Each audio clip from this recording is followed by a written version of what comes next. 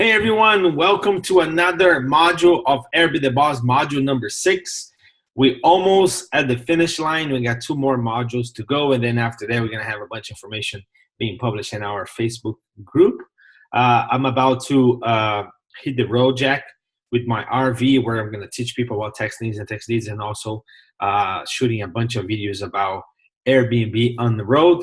So I guess for now on, I think it's best if I just recorded the session and send it over to you guys. Many of you guys watch later anyways, so we can do that, and then we can communicate and have questions answered and all that over our Facebook group, okay? So first of all, I want to apologize for what happened last week.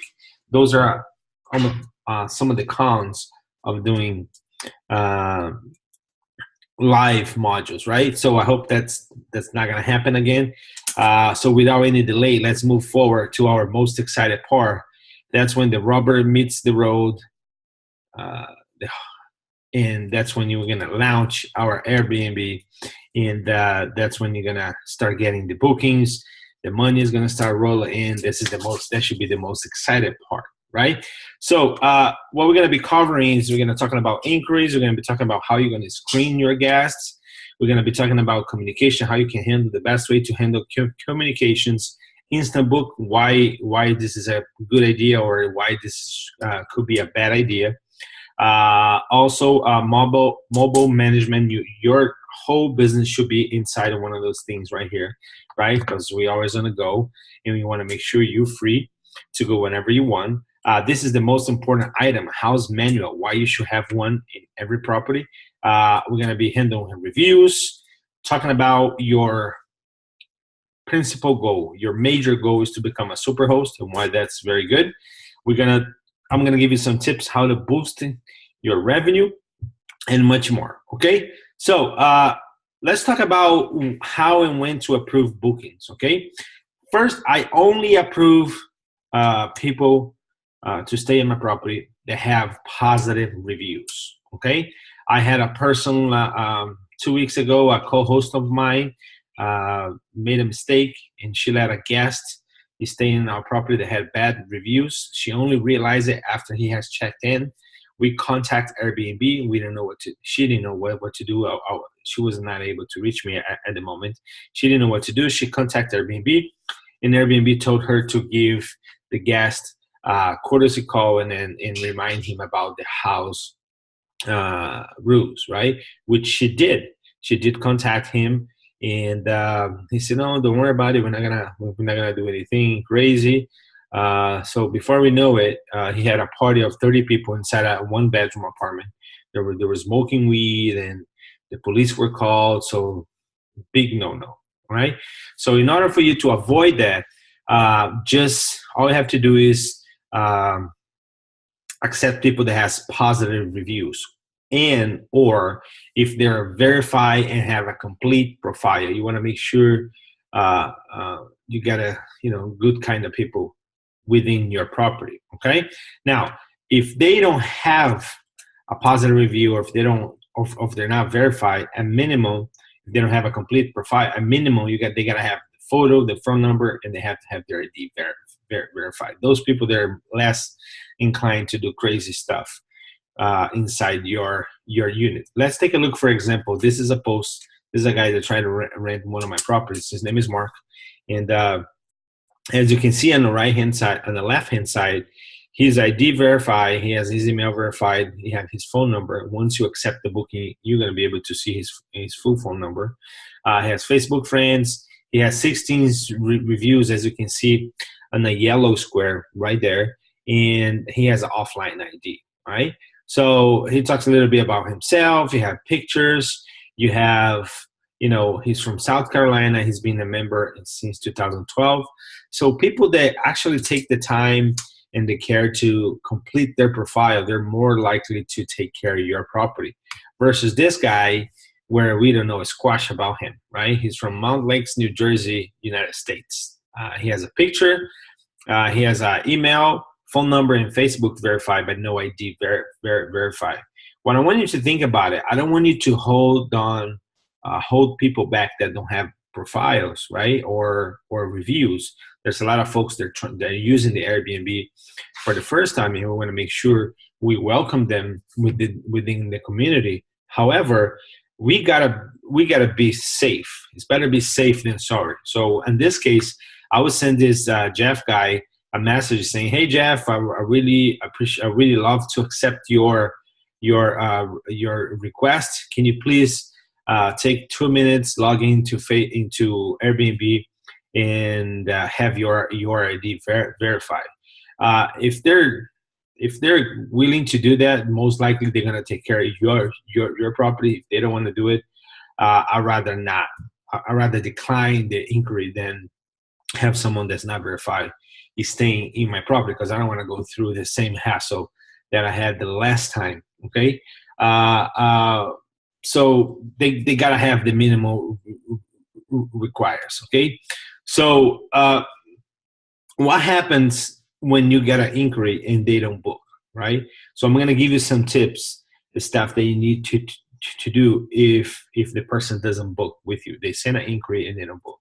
So first of all, you got to make sure you do constantly follow up. You constantly follow up with them until they do one of two things: until they booked or until they decline the booking. So there's a specific way for you to do that, right?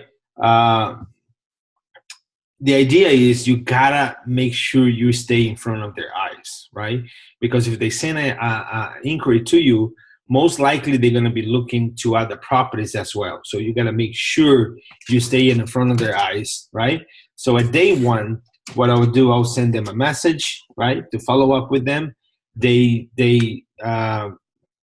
will approve the inquiry, invite them, welcome them to the city. Okay, that's gonna be on the first day. And the second day, I'll send another follow-up. If they haven't responded to the inquiry, I'll send them a follow-up. I say, "Hey, I just want to make sure we get this booked on the calendar for you. I haven't blocked the dates. I want to make sure where we at, if we can move forward with your reservation." Most people, they just forgot about it. When you send them a follow-up, they say, "Oh, yes, I'm sorry, I forgot. I want to make sure, I want to go ahead and book," right? And then the third day, if they don't respond, I'll make sure I send them an offer with a small discount. It could be like $20, $10 a night, $5 a night, or you can send them a message offering them a bottle of wine. Okay, so you got to make sure when you receive inquiries that you stay on the top of them, and that's how I go on the first day, second day, and third day. The idea is you gotta keep messaging them until they're either booked or they're declined their booking. Okay, so keep in mind, it's high touch, high energy, and get the bookings done. Okay, just don't approve people. And another thing, in the beginning, I used to block the dates when I have an inquiry, waiting for them to decide. I don't do that anymore. Okay, I'll just leave the days unblocked. If somebody else come in and book it, so be it. Okay, so I'd rather have 3 or 4 people looking for the same days than have just one blocked, and then I can get nobody else, and then they might end up booking a different property. So you don't want to do that. Okay, so keep messaging until they either booked or they decline. Okay, so let's take a look at some creative ideas to fill up your calendar. Right, so there's some key factors to fill up your calendar. So you can use special offers, and once you start using Guesty, you can coordinate with them. So you can use the special offers. They're willing to send out, especially if you have the dates that's approaching and you have 0 booking on that date. Sometimes I even go as aggressive as half, 50% off or 60% off. 50% of something is better than 100% of nothing. So I try to keep my goal is to fill up my calendar. Okay, and more often when I sit down and do the math, I notice that even with the 50% discount, at the end of the day, at the end of the month, I make more money than if I have that day unbooked. Okay, so use the special offers. Another thing, you need to start getting good at your negotiating skills. Okay, there is a portion of population out there, they love to have discounts, they love to negotiate, and you gotta be able to do that. I got an inquiry last night. A guy wants to stay 89 nights, 89 nights, and my property in at $129 a night, which is already a very low price for a two-bedroom property in a high luxury building. Typically goes for $169, $189. Now, when he did the math and when he went through Airbnb and all that, it was coming down to almost $14,000, right? And the guy said that his budget was only $3,000. So I started negotiating a little bit, and I told him, look, the max I can do is 129 flat, which is gonna, put you in a $3,800, $3,900 range. And he was willing. He's like, well, I really liked your property, and I'm gonna go ahead and book. So you gotta be able. You have to develop your negotiating skills. Just don't tell them, no, the price, it is what it is, and that's how it goes, okay? So make sure another thing, respond quickly, okay? That's why when you have a lot of properties, and if you cannot do this, I suggest you to sign up for a front desk service, because people say, well, but I typically answer it in about 1 hour. 1 hour is not good anymore, okay?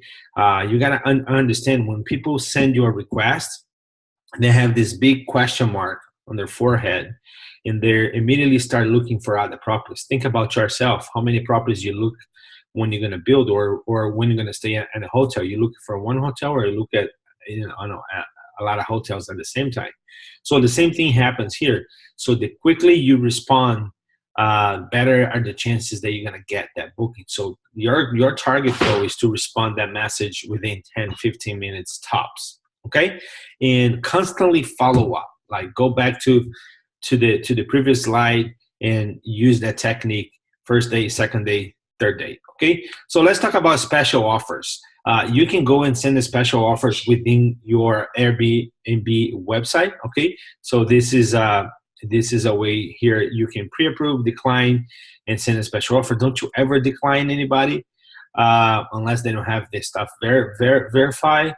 Or typically, I leave that open until they decided to book someplace else. Okay, and you can click on the button on the right side, and you can send them a special offer. For instance, like 2 nights at $200, $300. You can send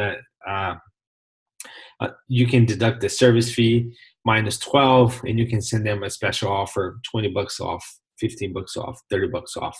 So you name it. So get creative and make sure you put in place all your negotiating techniques so you don't miss that booking, okay? Because when that day is gone, it's gone. It's not coming back, okay? Let me see what else I have marked down here for you, okay? So you can, inside the Airbnb, you can alter their reservation. That's when you can also send them a special offer. And that's the place where we do that. You can change the check-in and check-out date, and you can also change what happened here? You can also change the subtotal. Once you do this, you submit the alteration. They're going to click on their email. They're going to accept it, and once they accept it, the Airbnb is going to adjust the price of the amount that's going to be charged on their credit card. Okay, so what happens if the guest wants to offer you something that's very, very low, right? So you can reply to your guests with a simple message just like this: hey, Karen, I'd love to be able to take up an offer. Unfortunately, my normal rate is $175, and my calendar fills up fairly quickly at that rate. But I'll tell you what, I can make you a special offer of $297 for the 2 nights, and I throw in a bottle of red wine that you can enjoy when you arrive. If that works, just accept the special offer that I'm going to send you today. Thanks, and I hope to be welcoming you to my city soon. So the wine, sometimes they don't know it's there, or if they know that's there, they don't know it's free. You can also use the wine as a leverage as well in order for you to close the deal on the top of a special offer, okay? So instant bookings. Let's talk about instant booking. This is something that I don't recommend you guys to doing right away because The good thing is when you do instant booking, you can get people instantly. They can book without hassle. It's going to minimize the amount of messages that you're going to be exchanging with your guests. On the other hand, you're not going to be able to screen anybody that's booking at your property, right? So you want to make sure you have any type of way of screening them. I haven't used instant booking before. That's how we got in trouble with that guy. I don't use that anymore. I rather to be able to screen my guests. And if you use Gasty or any other front desk service, they're gonna do that for you, so you don't have to worry about it. And your messages are always gonna be answered on fairly quickly. So make sure you don't use instant booking, or at least wait 1 or 2 months, so you can get the hang of it and how to communicate with your guests and how the exchange should happen. Okay, so the advantage, like I said, they can book now versus waiting. The disadvantage, you cannot screen anybody. So I recommend you to wait. Okay, talking about messages, right? If you use, that's typically 6 messages that you're going to send to a guest after the guest check-in, right? Or prior to check-in. So first of all, you're going to send a message approving the inquiry. Then you're going to send a message, thanks for booking. You're going to send the house manual with the message, post check-in, right? And a pre-checkout. Those in review requests. Those are the 6 messages that you can approve, that you can send the guests. We have some examples in our PDF, and you can also provide those messages to Gasty, and they can send it over to you over and over again. It doesn't have to be every single booking a different message. You can always have the same message sent out to everybody. That way you can always systemize your process, right? And so approve inquiry, you gotta send ASAP. As soon as you approve it, you send them a message. Thanks for booking. As soon as they confirm that booking, you should send that. House manual, you should send 1 week before, or perhaps 2 or 3 days prior to the arrival. Okay. Post check-in, you send at 6 p.m. the day they check in. Remember, the check-in time is around 2 or 3 o'clock, right? I'm starting changing my check-in time to 3 o'clock. Okay, you're gonna send on the evening prior to checkout. You're gonna send them another message, right? And you're gonna review requests if needed, or I go ahead and send it anyways. Okay, so let's take a look at the first message, approve inquiry. Those are some examples. You guys can get creative. Okay, so this is one that says, "Hi Tyler, thanks for your booking request. I have just approved for you those dates. Feel free to go ahead and book. And if you have any questions, please just let me know." Okay, that's Marcus Jacobert. So thanks for booking. That's another example. "Hi Tyler, thanks for booking my place. I'm looking forward to welcome to our city. I'll be in contact closer to your visit with all the details you needed for a smooth check-in. This will include the address, directions, info, parking, keys, etc. Please add your phone number if it's not yet listed to your profile so I can reach you, and if I need it during your stay. Let me know if you have any questions, and I'll see you soon." Basically, this message, you telling your guests, look, don't worry about it. You don't have to ask a bunch of questions now. I'm gonna send you all the information pretty soon. Okay, that will get them off your back, right? So house manual. So when they're like a week or sometimes 2 or 3 days prior to their booking, I'm gonna send them a message with the house manual. There's a very cool feature where you can put all the house manual inside the Airbnb website now, but most of the time they forget to look at it. So I send them the house manual. I put it on a Google Drive and send it over to them. And I also have a house manual printout inside the house. So this is to say, "Hey Tyler, your trip is coming up soon. Everything you need to know for your stay is included in the house manual. In case you didn't see it, here there is again." And then you put the link in there for the Google Drive. "I'm looking forward to welcome to a great city. Thanks. Enjoy your stay at Bass Marcos." Okay. Now we have another example, post checking. "Hi Tyler, I hope that you enjoy your city. Please let me know if there's anything I need to do. Please let me know if there is any you need and if I can help you anyway. Also enjoy the bottle of wine on me.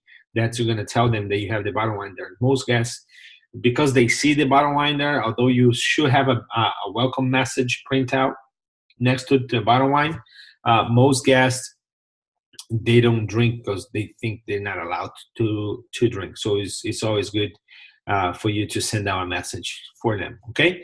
And the pre-checkout, say, hi, Tyler. I hope you enjoy your stay so far. Please be reminded that checkout time is no later than 11 o'clock. Also, before you leave, please remember to return the key to the lockbox. Thank you so much for staying with me, and I wish you have a safe travel home. So if you want to screw your operation, have people stay in your property later, right? That's going to screw the whole thing up. So be very firm within the check-in and check-out time. Be very firm with that. And typically when you send them a message on the day before, the number of people, the chances for them to ask for a late checkout goes down, and they're out of the property at the right time. That way your crew, your cleaning crew, has enough time to turn the property over, okay? So this is the message number 6, one of the most important ones, because we got to go reviews. You got to make sure that, keep in mind that your Airbnb runs on reviews, okay? So this is the review request. Hey, Tyler, I hope you enjoy your time in the city and felt at home. If so, please leave me a review at your earliest convenience. Also, if there's any reason that you think your visit was less than 5 stars, please let me know. I want to make sure every one of my guests have a great experience. Any thoughts you have on how we could do better, I would love to hear it. And if you like to visit again, just reach out anytime, right? So you got to make sure you leave it open for them to give you some feedback. And if they give you some bad feedback, say, oh, I was good to stay here, however, we didn't have enough towels or anything like that, you can go ahead and offer them a discount right there and then. Maybe $10, maybe $20. Maybe you can say, oh,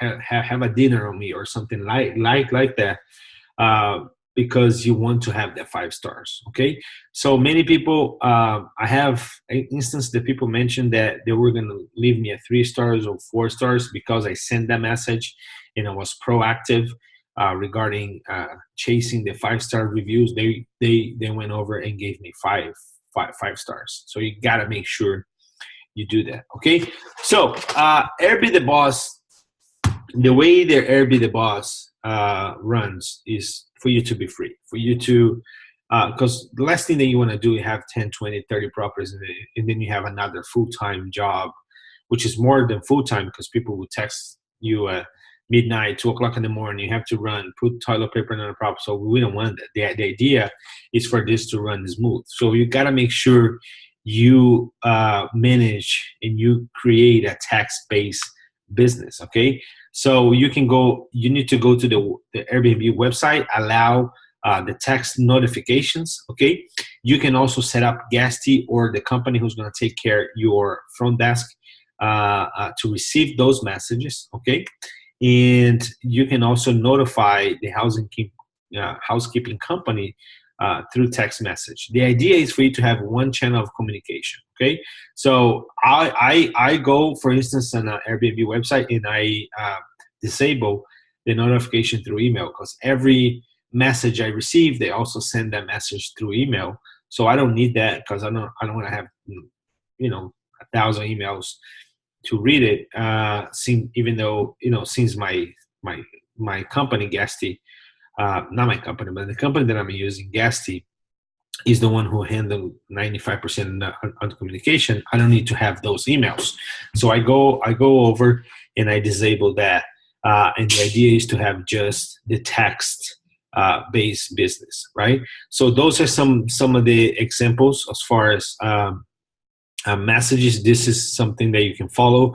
This is Guesty talking to one of my customers. You can also follow up on that. This is the housekeeping tax. I asked them to send me a picture of key elements of the cleaning. Make sure they send me a picture of the dryer. I want to make sure the dryer is empty. I want them to send me a key of the dishwasher. I want to make sure the dishwasher is empty. I want to make sure they set up the bottle of wine. So I asked them to send me pictures, and also lost and found. I want them to send that over to me.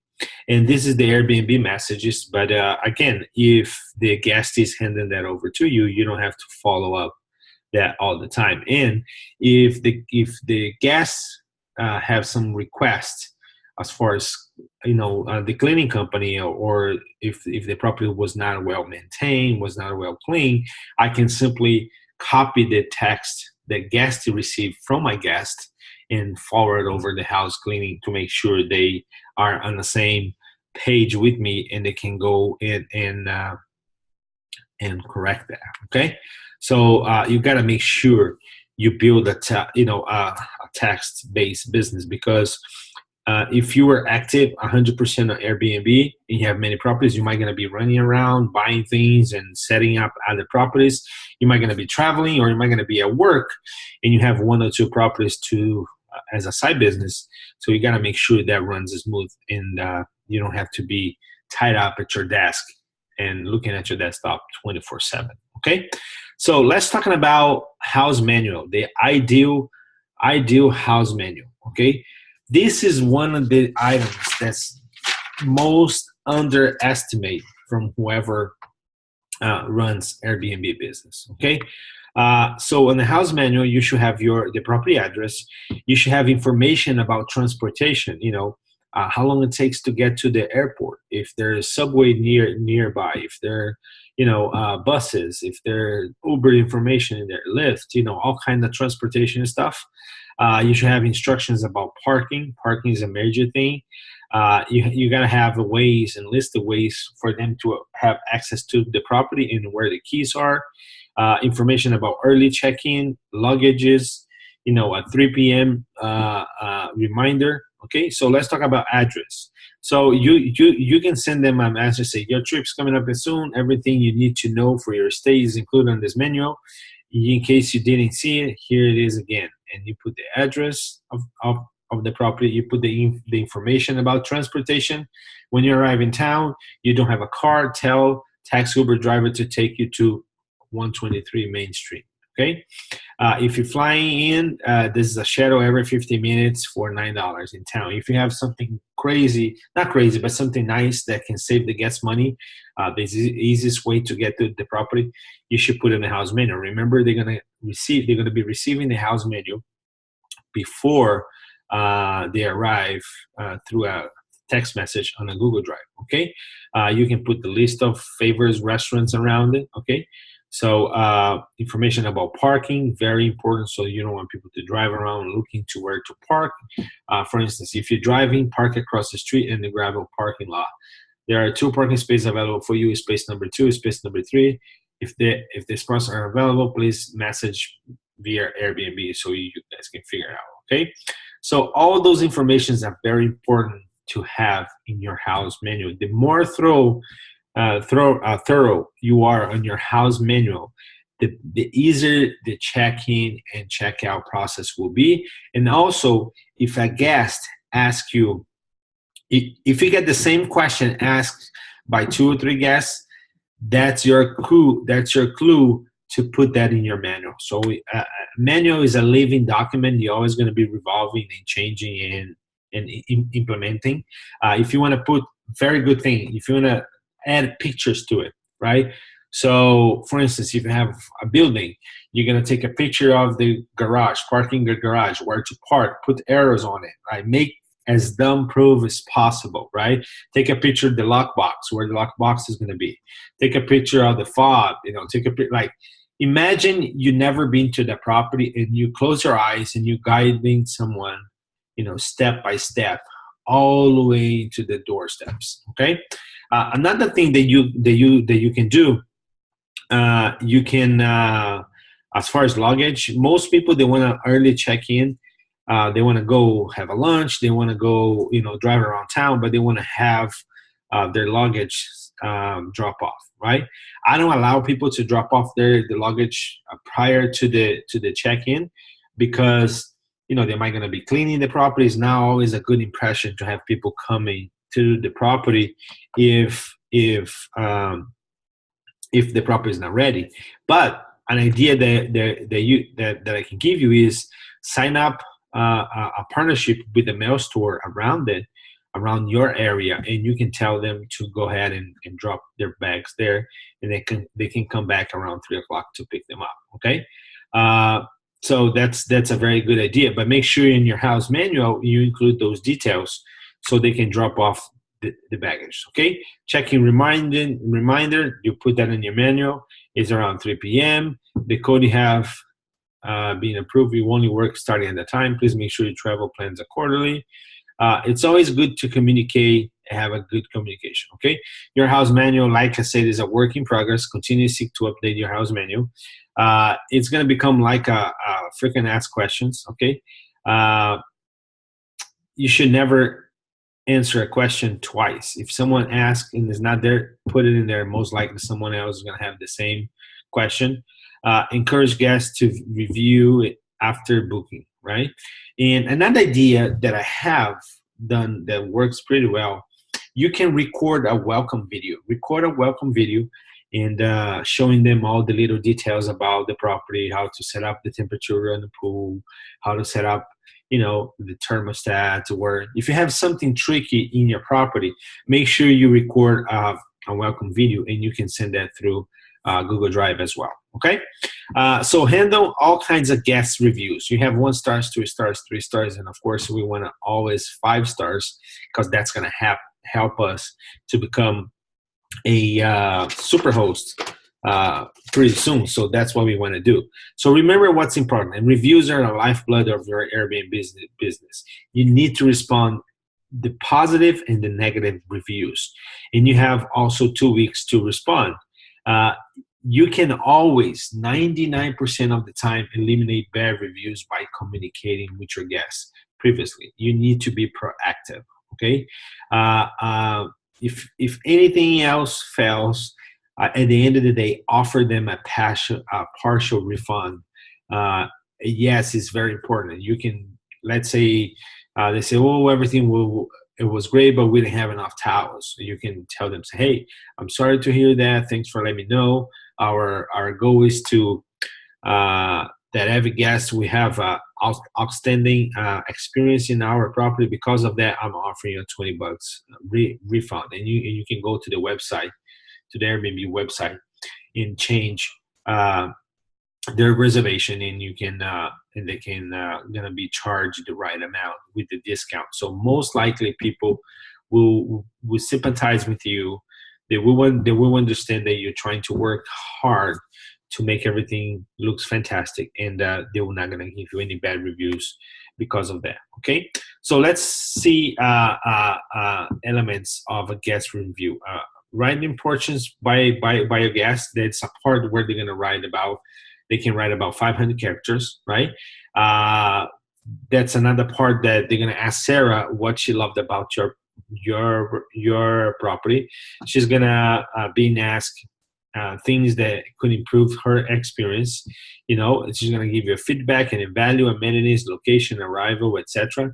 She's also gonna send you a private feedback, and you can send her a private feedback, and she's gonna leave, and you can leave a public response as well. That's how the feedback in the review section works. Okay, now let's talk about becoming a super host. What do you need to do, and what do you need to do, and that should be your number one goal: becoming a super host. Okay, so how can you achieve that? So as you can see, the little medal has a meaning to it. The first part, the top part, is hosting experience. Super hosts develop their hospitality style by welcoming guests frequently. You must host 10 trips within 1 year in order for you to be super host. Those are the requirements. Okay, you're always gonna have super host provides listing that inspire enthusiastic reviews. At least 80% of your reviews needs to be 5 stars. So 80% has to have 5 stars in order for you to become a super host. You need to have a high responsive rate. Being responsive show guests their support. Super hosts maintain a 90% rate or higher, responding guests quickly. Okay, and you also have a commitment once you book the trip, you're not going to cancel on your guests. So those are the requirements for you to become a superhost. And of course, when you are superhost, you have better visualization on the website.